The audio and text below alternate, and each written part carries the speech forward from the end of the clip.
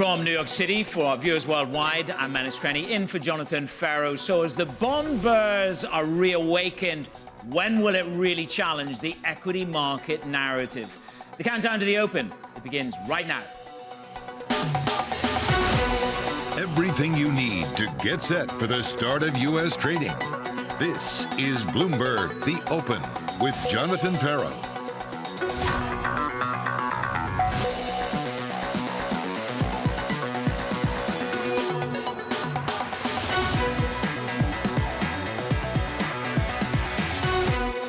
Coming up on the show, Fed Chair Powell reiterates his cautious stance on rate cuts. The White House promises more strikes in the Middle East. And President Biden taking aim at Donald Trump in Nevada. We begin with the big issue. Fading hopes for that pivot to March rate cuts. I think it's not likely that this committee will reach that level of confidence in time for the March meeting, which is in 7 weeks. Almost all of the 19 participants who sit around this table believe that it will be appropriate in their most likely case for us to cut the federal funds rate this year. We just want to see more good data along those lines. It doesn't need to be better than what we've seen or even as good. It just needs to be good. And so we do expect to see that. Needs to be good, but not better. Mike McKee listened to the 60-minute interview. He brought us, of course, the jobs report and the upsum. So what's your take on Powell's latest remarks? Mike, good morning. Good morning. I think Powell is just trying to reassure the American public that the Fed's on the job and that the economy is in good shape and that they are still watching for inflation and will act if necessary, but also could cut rates. Now, we get a lot of Fed speak this week, which could back up the chair. We start today with Austin Goolsbee right here on Bloomberg Television. And then on Tuesday and Wednesday, we have four Fed bank officials speaking each day. This afternoon, we get the senior loan officer survey from the banks. That might play into this whole NYCB question about regional banks. And then we move to the economic data, and it's a light week, very light week. Just ISM services today, basically jobless claims. And a lot of people are going to be watching the CPI revisions. This is something we'll ask Austin Goolsbee about, but last year they revised the CPI and revised away some progress on inflation. A lot of people think that was a one-off. We'll find out Friday if indeed it was. So the question then becomes, where do the markets go from here? Well, they finally seem to have believed the chairman. They've pretty much priced out March. And they've also brought down the odds of a May rate cut, although it is still in there. The question is, do they do May or do they wait until June? And if so, then how many do they do the rest of the year? Jay Powell, to finish it up, says that they're not going to let politics interfere. So they could be cutting rates again at the September meeting. Although that's still so far away, we can't even guess as to how close the markets are to being right. Okay, Mike, thank you. As you say, the market is still presuming somewhere between 5 and 6 rate cuts. We squeeze them in before that election, will they? Don't miss Mike's interview with the Chicago Fed President, Austin Goolsbee. That conversation, 10 a.m. Eastern Time. What is the framework? What is the additional confidence the Fed wants before they can cut? Let's continue the conversation. Cameron Dawson of New Edge Wealth, Morgan Stanley's Michael Kushma join me now. So here we are. The short end of the bond market has jackknifed. It has reappraised, and listen to 60 Minutes in the jobs report. The equity market is stoic. So let me bring it to you first of all, Cameron. The stoicism of the equity market, are we in for a challenge to that, given the backup in yield? Yeah, that's the big push-pull, because better economic data does help the earnings picture for equities. At least it makes it more likely that we can achieve what's already priced in of 10% for this year, 11% for next year for the S&P 500 earnings. But to your point, it raises the question on valuation, because valuations have expanded by about 20% since the October low, really pricing in this idea of an easier, more friendly Fed. So if the Fed doesn't deliver on those rate cuts, do we start to see downward pressure on valuations, which stand at 20.7 times forward, which is very elevated from a historical basis. So good for earnings from better data, possibly bad for valuations, which is that push-pull for equities. Yeah, and the number of people that have lined up on this show to tell me that rate cuts, 5 rate cuts from the Fed, you don't actually need those to deliver the up the upswing in equities. Good morning, Michael. You must be salivating. 20 extra basis points for you, riching the world up for you in the space of 24 hours. Good news for you, back up in yields?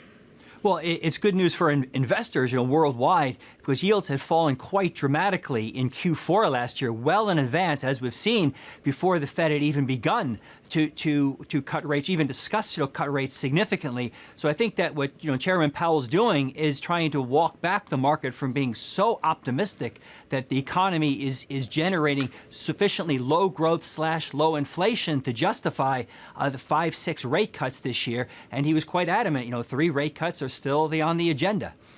A quick response from both of you on this. The Fed must take this as a win, the backup in yields. Cameron.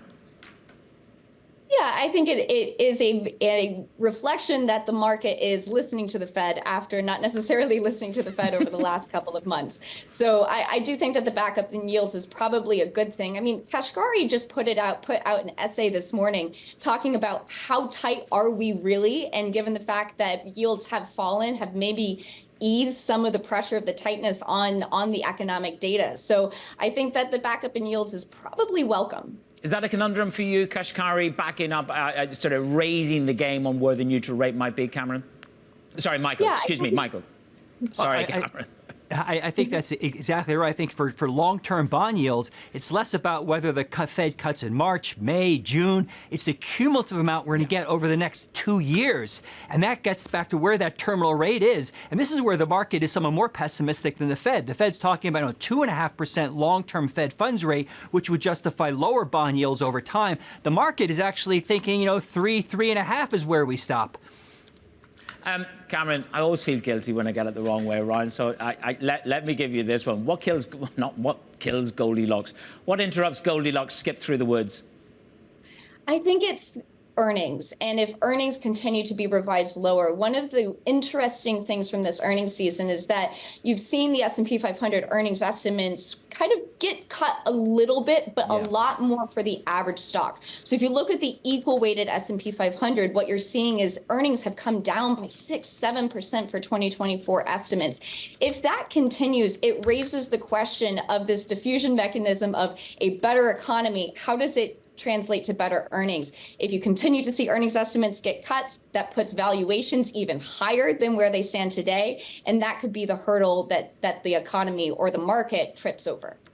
So, Michael, let me take this back to you. Steve Major has a wonderful piece out this morning called Opportunity Knocks. Now, this is a game show that we all watched in the UK when we were young. That was a long time ago for me. It's a talent show, Opportunity Knocks. Winners will be decided by the public vote rather than a panel of expert judges. It's similar to the bond market. And essentially what Major is saying is that this backup in yield is something to be tempted into relative to T-bills, which, of course, Cameron, will be the cash side of the equation where the equity markets are resting at the moment. But, Michael, to you, first of all, do you see this backup in yields as validating treasuries to bills?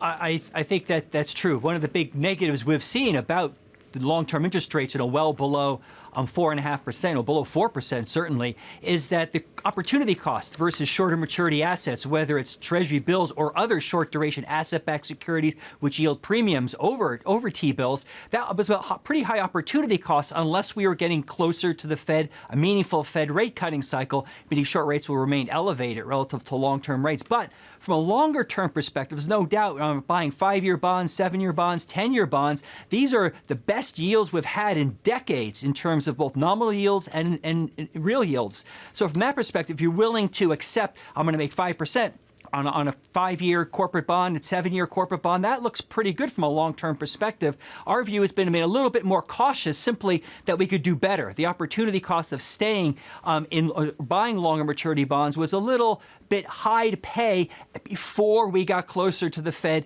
rate cutting cycle, and we've been more sympathetic to the Fed's point of view than the market's point of view. OK, I'm just going to interrupt the conversation. We have breaking news coming through from Snap. They are going to cut 10% of the global workforce. The reason why I'm interested in programming to do this is a tech company on the real zeitgeist edge of tech in terms of the community that it serves. 10% of its global workforce is to go. They say a pre-tax charge of 55, double nickel to 75 million bucks. The global headcount will be cut by about 10%.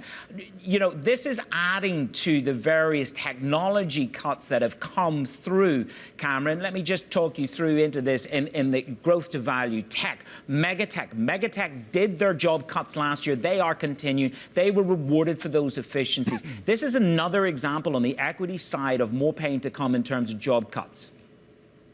Yeah, and the interesting thing about those tech job cuts is that it appears as if people who were laid off were able to get work rather quickly, as we never saw a very weak non-farm payrolls print, for example, or initial jobless claims never spiked up to a significant level, which just suggests that there is still demand for those kind of workers outside of tech or at different companies. It's a good question. We have seen challenger job cuts announcements tick up rather significantly to start the year, not consistent with recessionary levels yet, but it is important to watch if some of the weakness around the edges of the job market become more pernicious and actually point to a weaker job market ahead. Okay. Again, not enough data to say it's going to happen, but it's something important to watch. Such a rich word, pernicious. I love it. Cameron, thank you very much. Cameron Dawson, Michael Cushman, stay with me. Absorb those job cuts and where we go next with the Fed. Let's go under the hood. The opening bell is just 30 minutes away. Abigail Doolittle is side by side with me. What have we got? Well, right here in the pre-market, Manus, we are, of course, looking at a small decline for the U.S. futures. One stock weighing Boeing, yet another setback for their production. They found more mistakes in their 737 production. Holes drilled in the fuselage.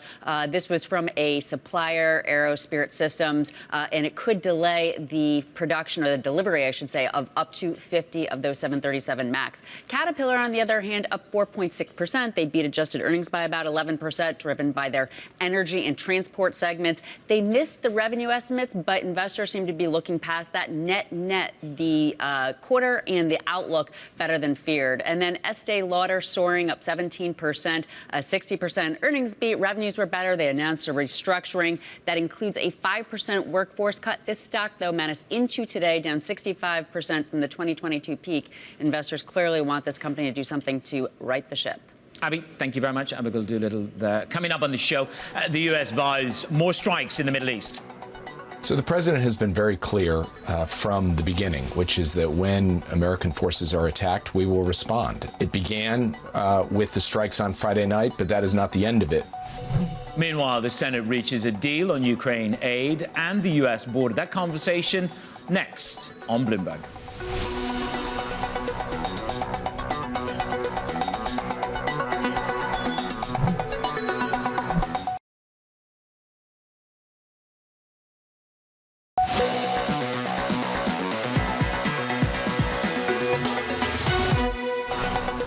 So the president has been very clear from the beginning, which is that when American forces are attacked, we will respond. It began with the strikes on Friday night, but that is not the end of it. The president is determined to respond forcefully to attacks on our people. The president also is not looking for a wider war in the Middle East. Geopolitical tensions are simmering in the Middle East. In the U.S., senators are reaching a bipartisan spending deal to impose new immigration restrictions. That unlocks billions of dollars in Ukraine aid, with a vote coming Wednesday. President Biden indicates his support for the compromise, writing in a statement, "If you believe, as I do, that we must secure the border now, doing nothing is not an option." Amory Horden has been parsing the weekend's press and moves. Amory, good to see you this morning. Let's start with the Middle East. It's not so much what the U.S. wants. I mean, they may say that they do not want to, they may be sustained in the campaign, but it's not open-ended. But it is about lighting the torch paper of the response mechanism. Well, look, you see what the administration is doing is they're walking a very fine line. And I would go back to some of Jake Sullivan's comments over the weekend where he said this: what happened on Friday was the beginning. And these are those 85 targets they hit in Iraq and Syria, not the end of our response, and that there will be more steps, some seen, some perhaps unseen, all in an effort to send a very clear message. And we will respond in a sustained way. And then in the same breath, he said, I would not describe it as some open-ended military campaign. This is what is so fragile right now. The administration needs to respond. They want to deter or degrade Iranian proxy capabilities. They need to respond to those 3 U.S. service members that were killed in Jordan. At the same time, they want to keep a lid on the escalation in the Middle East.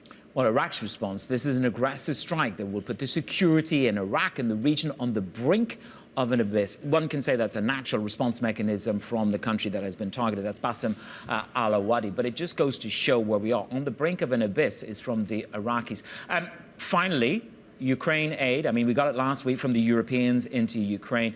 This, we understand this week, a pivotal week in terms of a vote in the Senate on Ukraine aid. Extrapolate for me. Well, it's not just Ukraine aid. The top line on the supplemental figure coming out of the Senate, we finally got the text last night after months of negotiation, is $118 billion. So, yes, a chunk of that's going to be to Ukraine, but also $20 billion for the U.S. southern border, and then also aid to Israel as well. The issue is Speaker Mike Johnson, in the other side of Congress, Manus, says it's dead on arrival. A lot of politics at play, given the fact that you basically have the former president, Donald Trump, breathing down these congressmen and women on the Republican side's neck, not wanting an immigration deal because they want to campaign on that to beat Biden in November. Okay, a very, very febrile situation, as you said, bearing down on the Congress. Anne-Marie Hordem, thank you very much for being with me. Let's turn to politics now. Of trade. The former president, Donald Trump, speaking on Fox News on Sunday, threatening China with higher tariffs. Now the Washington Post is saying that you're talking about 60% tariffs on Chinese goods. Is that in the cards? No, I would say maybe it's going to be more than that. It'll be more than that. Cameron Dawson, Michael Kushma back with me. Michael, this is the very essence of angst, isn't it? We don't know who's going to be in the White House, but this is on the campaign trail. This is higher tariffs. This is potentially adding to the inflation angst at the back end of this year and into next year. I think that's true. You know, policymakers on both sides of the political spectrum have been pro-fiscal expansion. No one's a big deficit fighter at the moment. Maybe down the road, the pressure from the markets will be sufficiently high to deal with that. And I think that the tariff situation is as we've seen in the past, could be inflationary for the U.S. economy. Divert production to less productive areas, more costly areas, and be overall, problematic for policymaking. Cameron, tell me this: is it too early? Is it too early for people to countenance how to shape a portfolio in the trajectory of a Trump administration? I mean, there's a long way to run, isn't there? There's like 9 months of this. Yes, certainly. And we do know that there will be some correlation to Trump versus Biden baskets, depending on what the probability is of who gets elected. So probably too soon to completely price it in. And on the tariff front, we do think watching durable goods prices will be important because that's been a key source of the disinflation and now deflation over the last year in durable goods. So could you see higher tariffs start to feed into those goods that come from overseas and actually kind of exacerbate the issues with inflation again for the Fed and kind of get in their way of being able to cut interest rates as much as the bond market expects? Well, let's just square it away. Michael, what do you want to hear from Goolsbee in just under 45 minutes? If you were sitting one-to-one with him, what would you ask? I'd like to know about the terminal rate. Do they still believe that the U.S. economy is going back to its pre-pandemic levels, which was that secular stagnation kind of world, zero real rates as the equilibrium, or if we move to a new world, post-pandemic world, which is different from the 2010-2019 period, something like the mid-1990s, early 2000s, where real rates are higher, trend growth might be higher, et cetera. To close off with you, Cameron, I mean, we're going to go through this challenge to the equity markets of spiking short-end yields, but looking at what Goldman Sachs are talking about, the Magnificent Seven, their fate depends on the ability to deliver growth. Do you see the propensity for the Mag 7, or do I come down to Mag 4, Alphabet, Microsoft, Alphabet and NVIDIA, to deliver the kicker of growth relative? Does the basket bifurcate, I suppose? Most certainly. We do think it will bifurcate this year, and it all comes down to earnings growth. You contrast a name like Apple, which has seen its earnings revisions be effectively flat over the last year, but its valuation go up by 40%, with a name like Meta, which has seen its earnings estimates double over the last year. And of course, it's had valuation expansion as well. So the winners this year will be those that have upside to current earnings estimates, can deliver on those earnings, while the laggards will be those that aren't seeing any change to earnings estimates or even have downside to those estimates. It was pretty stunning. I mean, mega Meta on Friday, just under $200 billion. It blasted everybody else out of the water. How do they deliver against that value uplift on Friday, Cameron? Yeah, I think it does create a high bar, and it's probably going to be a sideways stock from here over the very short term. Still very much in an uptrend, but the point is you've already reset expectations. You go to over a year ago and you had expectations that were so very low at the same time as you had a pretty easy bar to jump over from things like cost cuts. So likely the pace of returns will slow from here. It's not to say that they're not executing, but you've already priced in a lot. Michael, just to close it off, do I embrace my inner bull on credit and just sort of say, look, this economy is strong, it lives long, it lasts, it's a no-landing scenario, dig in, buy credit?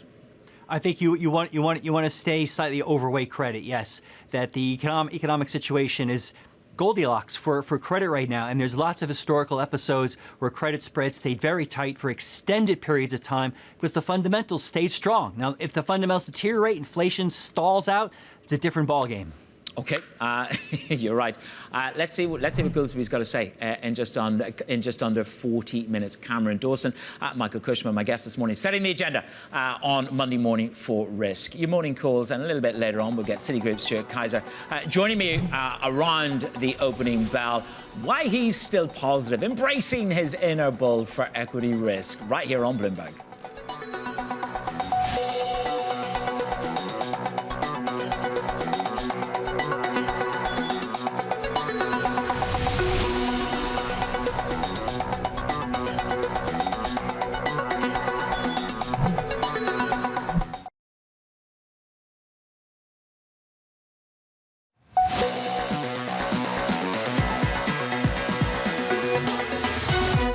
So the equity bulls are slightly unsettled, but don't be beguiled because below the line you've got Nvidia picking up over 3%. This is the year where you're going to see a bifurcation between Magnificent Seven. They will break apart. Equity's just a little bit challenged as you see yields pop to the upside this Monday morning. Time for your morning calls in terms of what the scribes of Wall Street are laying out for your risk agenda. JP Morgan downgrades Mattel to neutral, expecting limited upside with consumers facing mounting headwinds. Next up, MoffettNathanson downgrading Take-Two to neutral, pointing to a lack of positive catalysts ahead of Thursday's earnings. And finally, Citigroup upgrades Citizens Financial to a buy, seeing an attractive entry point following the recent declines. Coming up, joining me to discuss risk this Monday morning to set your agenda, it is Stuart Kaiser on the probability of, you got it, soft landing. That's what you really want to hear on the back of last week's data. Join me in just a moment with Stuart.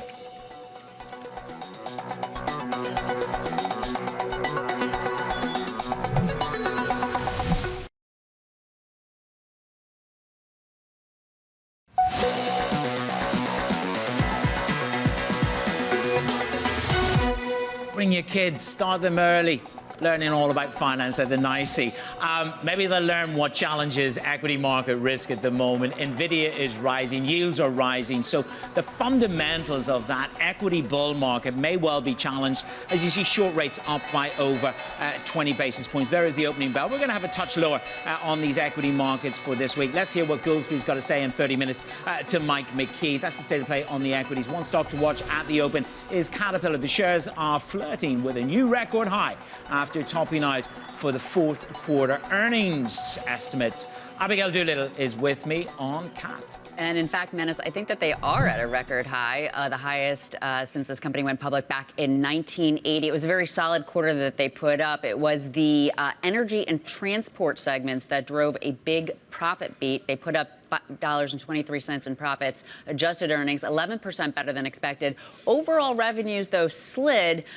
So this beat that we're looking at now up 6%. Let's see what that is the best day since. That really is driven, again, by the energy and transport. The outlook for 2024, good. Importantly, inventories are shrinking of their machines at dealerships. That said, there is a Baird analyst out there with an underperform rating saying that the flattest sales outlook would support the idea that a slowdown is increasingly apparent. Now, the stock just moments ago had been up about 2%. Now it's up 5.8%, the best day of the year, maybe having to do with the fact that a headline coming out of their call, the CEO saying that they have started to see supply chain constraints ease. The stock into today up on the year, up more than 25% over the last year. Investors seem to like what they are seeing out of Caterpillar.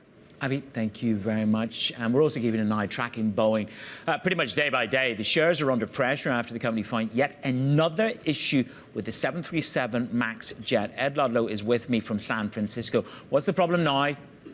The problem now is misdrilled holes in 50 undelivered 737 MAX jets. And this is based on Bloomberg reporting on a memo from Stan Deal, Boeing's commercial chief, in which he explained this issue originated with a contractor or a supplier.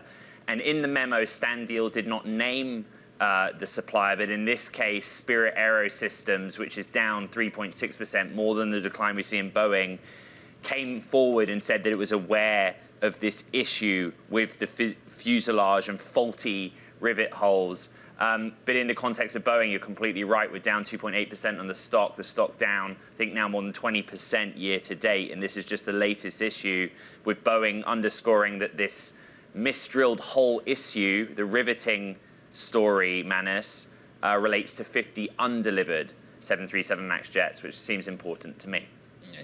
Pretty concerning that in the production system, the very thing that the CEO is trying to take a hold of. But then, of course, deeper investigation delivers the reality here. More work for Calhoun to do. Thank you very much. Let's get back to the earnings slate. We've got Estee Lauder shares racing ahead. Now, this is after unveiling a restructuring plan. They're cutting as much as 5% of the workforce. Katie Greifeld is with me now. So this is more about the promises of a new Estee Lauder to come. Exactly. Shareholders looking forward right now rather than backwards at the earnings. This is all about the restructuring plan, like you mentioned. Let's get into the details there. The beauty company said it would cut 3 to 5% of its workforce. The idea, the goal here is that it wants to make Estee Lauder a leaner and more profitable company so that it's more able to respond more quickly to things such as social media trends. We're talking about TikTok, Manus, and the like. So as a result, it expects between $500 million and $700 million before taxes in restructuring charges. But looking forward, Estee Lauder expects that the job cuts and other details of that plan will drive incremental operating profit of $1.1 billion to $1.4 billion. Now, remember, late last year, you had S&P Global Ratings say that Estee Lauder's costs had increased to between 55% and 60% of revenue. So clearly, shareholders are really cheering these cost-cutting plans. The share is currently up 16.5%. That is the biggest one-day advance since 2011, Manus. Katie, thank you very much. Katie Greifeld on the Estee Lauder results. Stick with the cost cuts and the controls. Snap, as we broke to you a little bit earlier, is becoming just the latest tech company to announce job cuts, reducing the global workforce by 10%. Simone, the impact. Good morning. Yeah, Manus, well, its workforce at the end of September was 5,400 people globally. So if it still employs about that number of people, this would amount to 540 cuts. The company saying in a statement just this morning, just a few minutes ago, that these pre-tax charges associated with these cuts will include $55 to $75 million of severance and related cuts, also $45 to $55 million in future cash expenditures. However, most of these are going to be booked in the first quarter, it says. These cuts, however, they may take some time to come through, could extend into the second quarter as the company deals with local laws. Snap saying these cuts are being made to, quote, best position our business to execute on our highest priorities. It's been facing that deceleration in ad revenue, as have many of its tech peers, and therefore cutting jobs and products that are no longer a priority. Look, just back in September, the company got rid of its augmented reality division that was marketing services for businesses. We're expecting earnings after the market tomorrow. We're looking at shares now down about a percentage point. So lots for the market to think about as it looks ahead to those financial results tomorrow, Manus. So, thank you very much, Simone Foxman there. Well, Citi are weighing in on the markets. This is the agenda.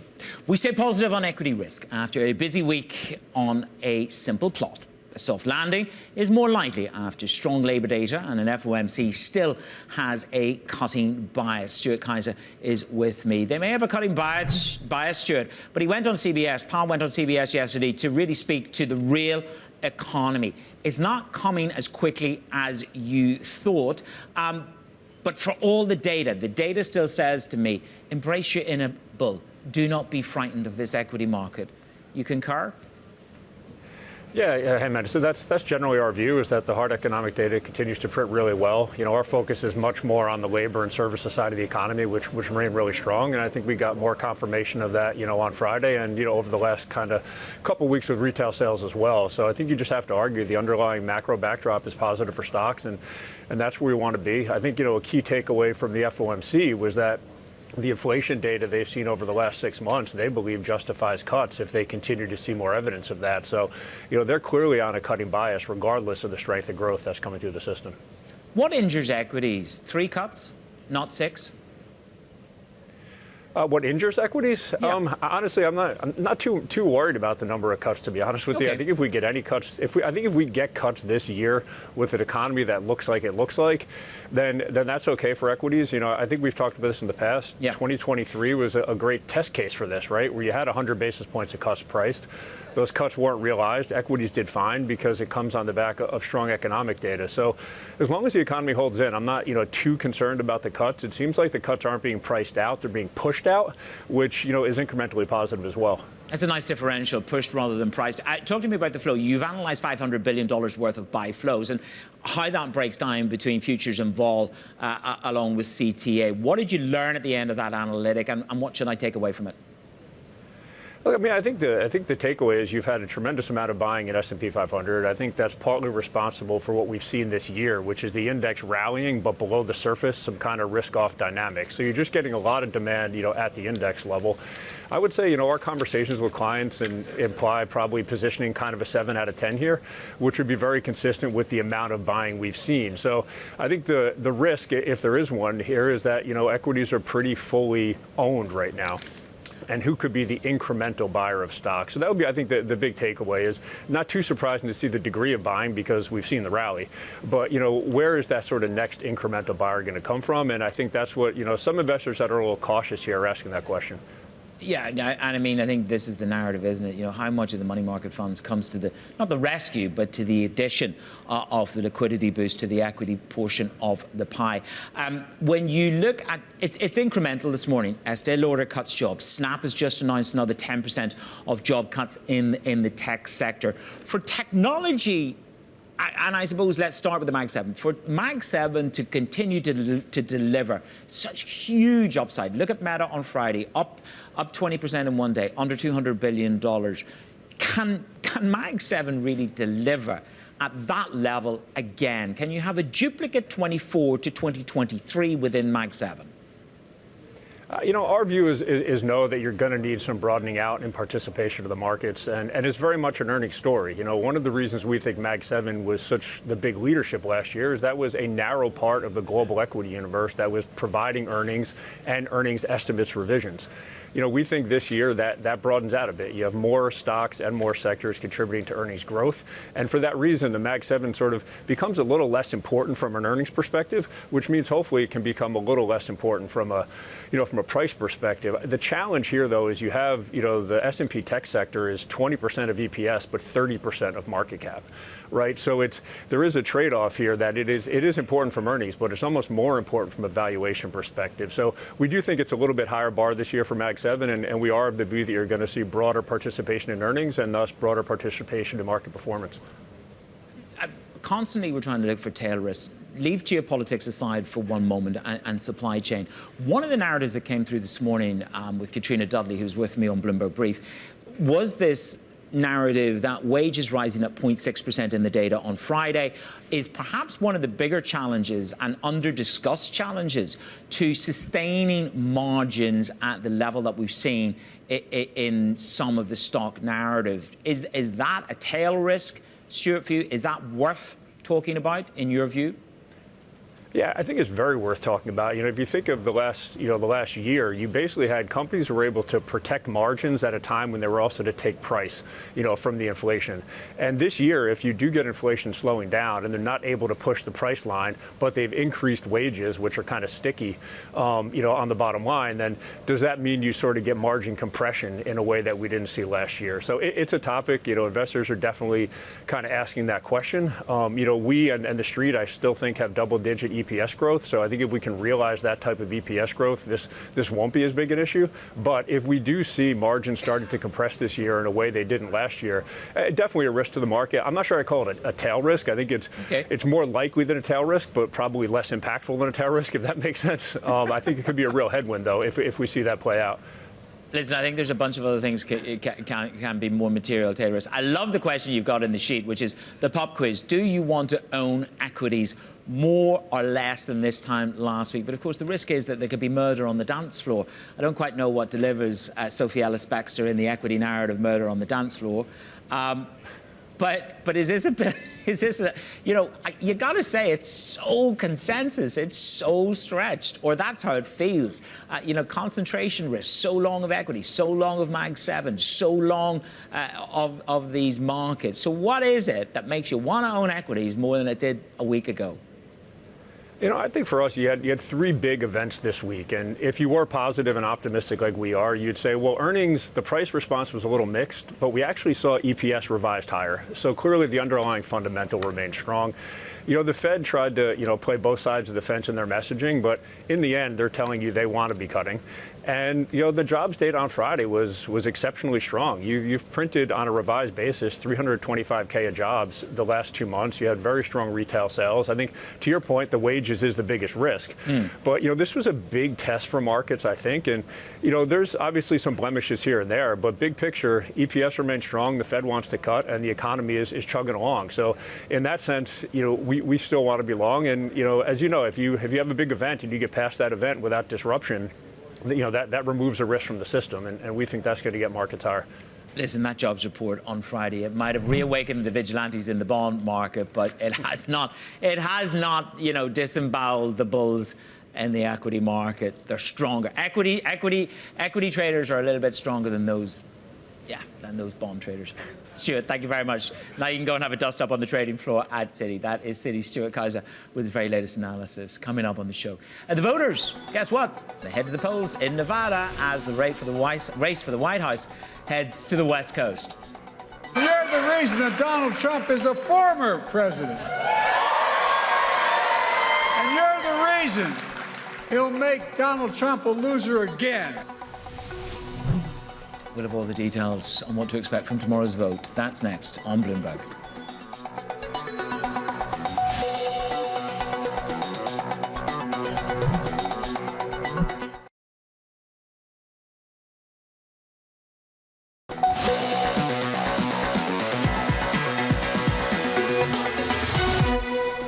From the bottom of my heart, thank you, thank you, thank you.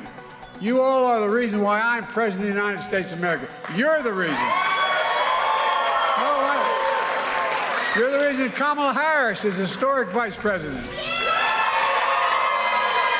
And you're the reason that Donald Trump is a former president.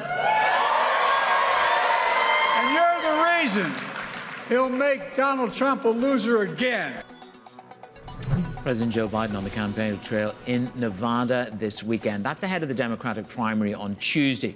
Now, the vote comes after Biden clinched the South Carolina primary. That was Saturday. Meanwhile, his Republican rivals, Donald Trump, Nikki Haley, will also face the votes in Nevada this week. This as Trump ramps up his plans for tariffs on China if he returns to the White House. Anne-Marie Horden rejoins me now. So, Anne-Marie, this is a weekend of rhetoric, interviews, and going back to some of the old playbooks of 16 and 20. Right. When it comes to the former president, he gave this interview and he was asked about reporting in the Washington Post about if he would put a blanket 60% tariff on imports coming from China. This is also on top of the 10% tariff wall his campaign seems to be discussing, regarding really the United States of all global imports into America. And he said, actually, it might be more than 60% when you look at those Chinese tariffs. This is something that they're discussing. We need to remember Trump likes to use tariffs and talk about them also as points of leverage. But this is something he talked about, and he actually did when he was president, when it came to tariffs on China. But remember, Biden also kept that tariffs in place. But going forward this week, besides the policy, the politics will be in focus because we have a primary in Nevada. That is why President Biden was there. He's really trying to bolster support ahead of the general election in November.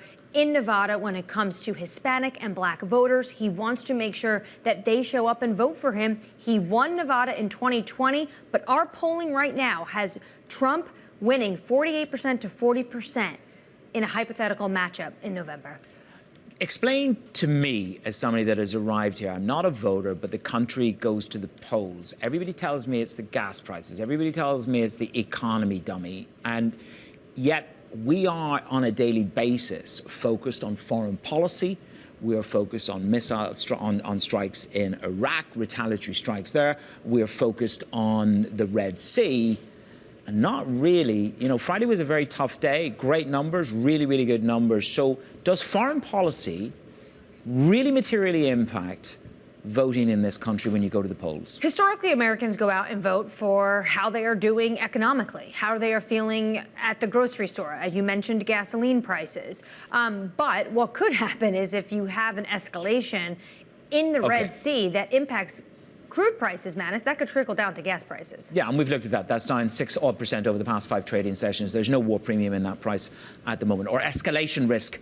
True escalation risk, I should say. I should qualify that. Amri, thank you very much for being with me this morning. Amri Hordan setting the agenda of politics on the Open this morning. Data has just crossed the terminal. Mike McKee is with me. These are the PMIs. What have we got? They look strong. They're strong, but a little bit less strong than they were last month. The S&P Global Services PMI comes in at 52.5 from 52.9. That's a little below expectations for an unchanged number. And the global composite for the U.S. comes in at 52 even, down from 52.3. These are kind of rounding errors, not a major change. Still suggests that the economy is in reasonably good shape. Top of the hour, we get the ISM Services Index. Will get a lot more attention than the S&P Global ones, and we'll be watching for that. We'll have that for you here on Bloomberg. Quality of data, the lowest prices charged since May 2020. That's going to be a bit of cheer in the overall bond narrative. Mike, thank you very much. Mike McKee, those bond markets are on fire this morning. Yields are popping higher. We've got sector price action for you. Abigail Doolittle is with me. I wonder where you're going to come down, whether it's Estee Lauder or tech. Take it away. Well, Manus, I'm going to come down on there are more sectors lower today than higher. Therefore, we have this small decline for the S&P 500. We have about 8 sectors lower, 3 higher. Starting off with those to the upside. Healthcare up about 0.8%. Tech and staples there also. Materials is down 2.2%. And when I dig into that sector, only 2 stocks are higher, whereas we have 1 stock, air products and chemicals in particular, down about 16%. We may dig into that later in the day. As for the last 5 days, this was surprising to me given Meta's big day on Friday. The 2 best sectors, or the best sector over the last 5 days, staples, that defensive sector, up 1.6%, and then communication services, barely higher, up 0.6%. And then you can see materials and real estate. Well, those are 2 of the down sectors over the last 5 days, Manus. Yeah, that Meta move on Friday was just nothing short of spectacular and record-breaking. Abigail Doolittle side by side with me every day on the sector moves. Coming up, market moving agenda for you. It is just smorgasbord of Fed speak. This is Bloomberg.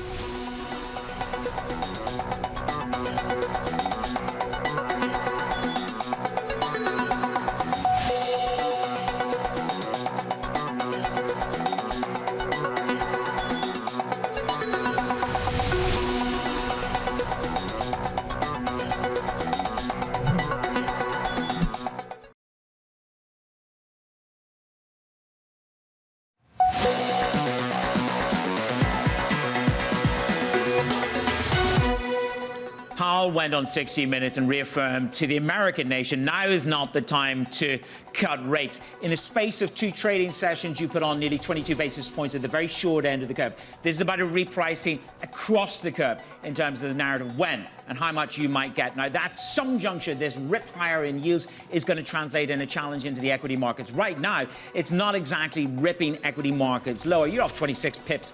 This Russell, which is the belly of America, the breadth of America, is more under pressure. NASDAQ is down, snap-cut jobs. Estee Lauder promises jam tomorrow in terms of what they're doing on cost. Your trading diary looks a little bit like this for the week. It is shy.